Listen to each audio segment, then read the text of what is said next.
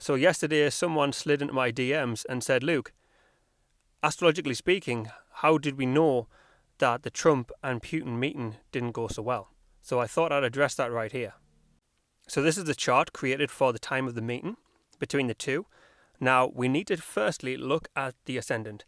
Now the ascendant is Libra, but Mars is placed in the first house of Libra. Now that sets the entire scene for the event. So we know Mars represents might, power, military and force, and that's exactly what we're dealing with. Two powerful leaders here. And we had the big show of force fly over Putin's head when he arrived in Alaska with the bombers from the Air Force, and that just entirely shows us the scene of what happened. And then opposite the first house, we have Saturn in Aries. Now, Saturn shows me, if I did not know anything about this, it would tell me that there is old friends reuniting, and that's exactly what they are. They were long-time friends. So let's see what else we can find. Now, to find out what was discussed, we need to look at where the Moon and Mercury is placed.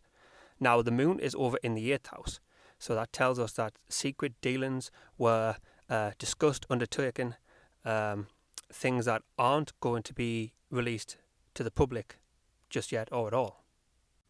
And we can see the positive aspect made by the Moon to Venus and Jupiter in the 10th house of Cancer. Now, that tells me that what was discussed, talked about, was something to do with acquiring land, expansion, or career progression.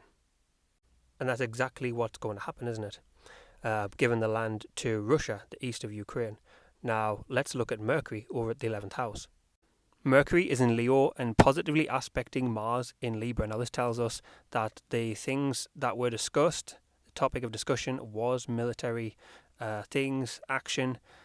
And because Mercury is in the 11th house, that shows us that there's a need to talk to others about this issue. Now, that's exactly what's going to happen today with Zelensky and European leaders meeting Trump in the White House.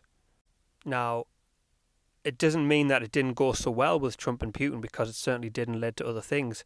But what stopped an instant deal being made, the fact that Zelensky wasn't involved, was that we have Mercury in a harsh opposition to Pluto down in Aquarius.